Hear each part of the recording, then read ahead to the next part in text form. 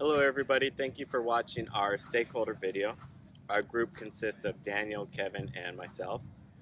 We were lucky enough to attend the SPA 6 stakeholder meeting, and this meeting took place at the Bethel AME Church. So what is SPA 6? SPA 6 is a service planning area number 6, and Los Angeles County is broken up into 8 service planning areas. SPA 6 consists of South Los Angeles. Now, the stakeholder meeting took about 3 hours. It had 12 to 14 different entities. There were nonprofits, there were faith-based, city and state at our meeting. And a brief history about SPA 6 is in 2012, the city was getting ready for the homeless count, the census. It's a semi-annual, twice a year count to count how many people we have on our streets. On any given night, we could have 82,000 homeless on our streets and in emergency shelters. Now, I chose to film at Venice Beach because I got the boardwalk behind me. Many tourists like to come to Venice Beach, and when you're on Venice Beach, you're probably going to get asked for money, or you're going to see the signs for people asking for money, or you're going to have to step over somebody when you're walking on the boardwalk. With that being said, getting back to the stakeholder meeting. So, SPA 6, again, started 2012. They were getting ready for the census, so a group of stakeholders came together to try and see how can we do a more accurate count. So they had a meeting, and they decided after the count, let's do a follow-up, see what we did right, what we did wrong, how we could improve. So they did the count, they had the follow-up meeting. The follow-up meeting went so good, somebody proposed, hey, what do you guys think about meeting next month? Everybody said, okay. And that was the beginning of the SPA 6 Homeless Coalition. Ever since 2012, they've had a monthly meeting discussing what they could do, how they could help increase the odds of getting people off the streets.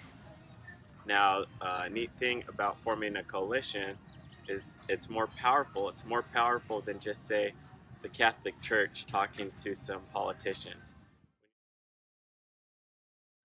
When you form a coalition, you can put pressure on people, they start listening, so they're able to influence politicians, they're able to influence our laws for the city, they can help direct HUD housing resources, federal resources, state resources. You can get a lot more done when you have a group of people all with the same goal.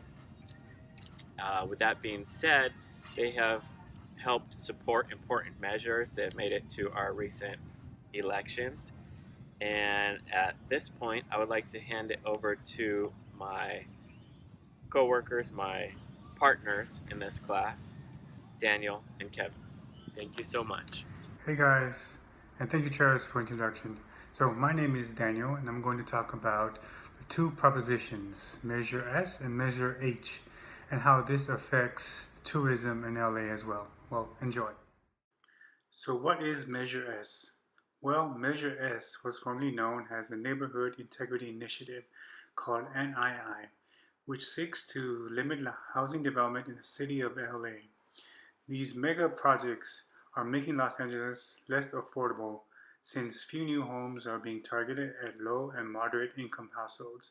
One great example of this is the unfinished Target store located on Western and Sunset Boulevard that has sat untouched for 3 years as a result of a lawsuit by an anti-development neighborhood association.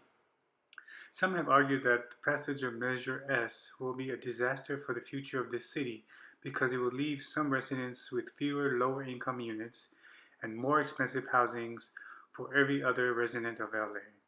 It is a really bad plan, and it is in fact the Donald Trump of ballot initiatives.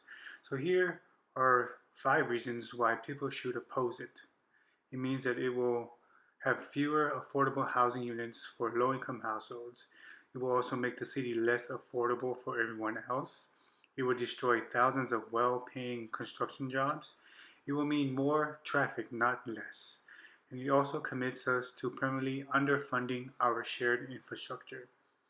However, Measure H, on the other hand, is actually for the homeless, and it would provide 355 million annually for 10 years to fund a coordinated county-wide approach to providing homeless services ranging from mental health counseling and job training to treatment for addiction, expand outreach, rapid rehousing, help with rent over the short term, more affordable housing, and improved case management. So, how does this affect tourism? Well, we see a lot of tourists travels to warm places like Miami, San Diego, Waikiki, and Venice Beach to decompress and escape the cold winters. Little do we know that people experiencing homelessness also gravitate to these destinations because it's warmer and they can live more comfortably outside without dealing with hypothermia. However, not all homeless individuals in these climates have traveled to arrive there. The truth is that the quality tourism industry is a powerful economic tool, which unfortunately does not always benefit the whole community. Hospitality industry is a very competitive industry. Therefore, many average citizens could not afford to keep up with the constantly increasing cost of living. All right, so I'm Kevin. Thank you, Travis and Daniel. I'm going to talk a little bit more about homelessness affecting LA specifically. As Daniel just mentioned, you can see this problem affecting tourism in places like Waikiki and San Diego and Venice Beach. According to the Los Angeles Homeless Service Authority in Los Angeles, there was a rise of an estimated rise of about 6% of the homeless population. And according to the homeless count last year, it was around 2,500 people.